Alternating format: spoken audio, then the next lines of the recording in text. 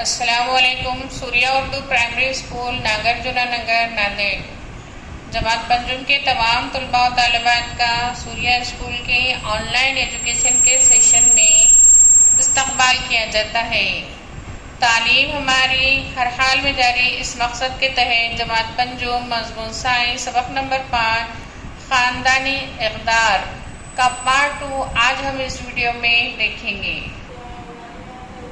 بچوں پڑھیے اور بات چیت کیجیے، ذیل کے مکالمے پڑھیے، آپس میں مباحثہ کیجیے، پڑھیے اور بات چیت کیجیے۔ ان میں اختلافی نکات کون سے ہیں اور انہیں کس طرح حل کریں گے؟ اپنے جناب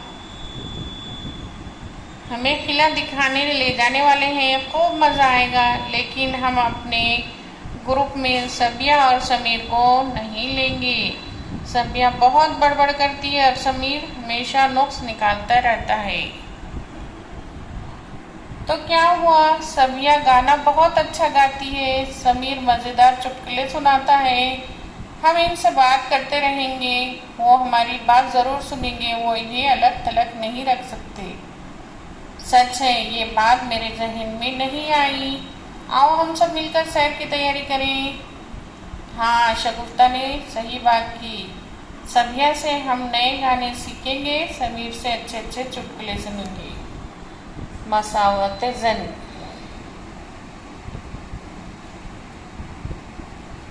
روداری کی عادت۔ ہم سب میں کچھ اچھائیاں اور خامیاں ہوتی ہیں۔ سرپرستوں، دوستوں، سہیلیوں کی مدد سے اپنی خامیاں دور کی جا سکتی ہیں۔ ضروری نہیں کہ ہر کوئی ایک دوسرے کے خیالات سے ہر وقت مشفق ہو۔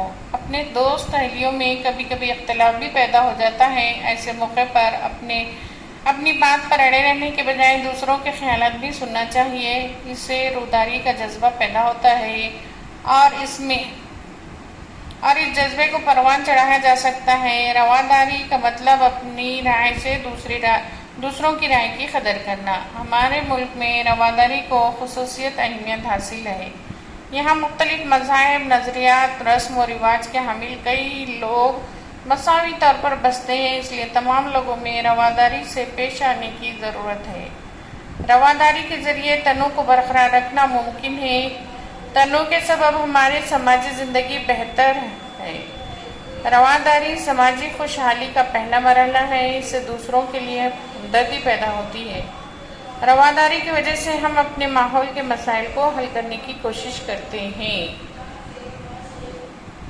انسان ہونے کے ناطے لڑکا اور لڑکی یا مرد اور عورت کے برابر ہوتے ہیں، ان کا درجہ مساوی ہوتا ہے۔ مساوات مرد و زن کا مطلب ہے کہ لڑکا اور لڑکی میں امتیاز نہ برتتے ہوئے دونوں کو ایک جیسا سمجھنا۔ لڑکا اور لڑکیوں کو ایک دوسرے کی عزت کرنا چاہیے۔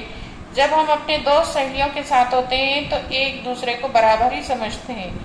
اچھے شہری ہونے کے ناطے بھی ہمیں برابری اور مساوات کا جذبہ قائم رکھنا چاہیے۔ مساوات کا جذبہ پروان چڑھانے پر سب کو ترقی کرنے کا موقع ملے گا، ہر کوئی تعلیم حاصل کر پائے گا۔ غذا، لباس، مکان اور صحت، تعلیم مردوں اور عورتوں کے مساوی ضروریات ہیں۔ مساوات قائم رہنے کے لیے ان ضرورتوں کی تکمیل صحیح طور پر ہونا چاہیے۔ مرد و عورت کو اس طرح کے خدمات و سہولت کے مساوی حقوق حاصل ہیں۔ اس طرح تمام مردوں اور عورتوں کو ترقی کے مساوی موقع ملنے چاہیے۔ مرد اور عورت مساوی ہوتے ہیں، اس موضوع پر نعرے بنائیے۔ کیا کریں گے بھلا؟ چند گھرانوں میں ذیل کے حالات ہو سکتے ہیں۔ کچھ گھرانوں میں پہلے لڑکے کا بستہ، یونیفارم اور بیاضیں خریدی جاتی ہیں، البتہ لڑکیوں کے معاملے میں لاپرواہی برتی جاتی ہے۔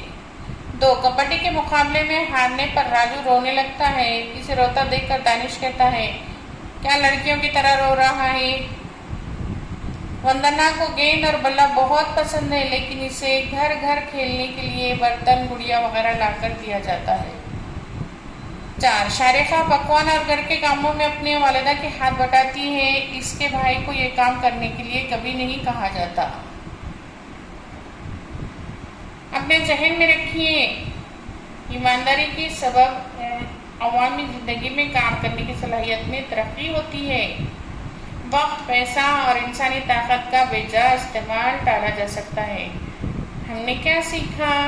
گھر کے چھوٹے موٹے فیصلوں میں سب کی شمولیت ہونی چاہیے، اپنے ذاتی اور عوامی زندگی میں ایمانداری ہونی چاہیے، رواداری اور باہمی تعاون کے ذریعے ہماری اجتماعی زندگی پر بہتر اور خوشحال ہوتی ہے۔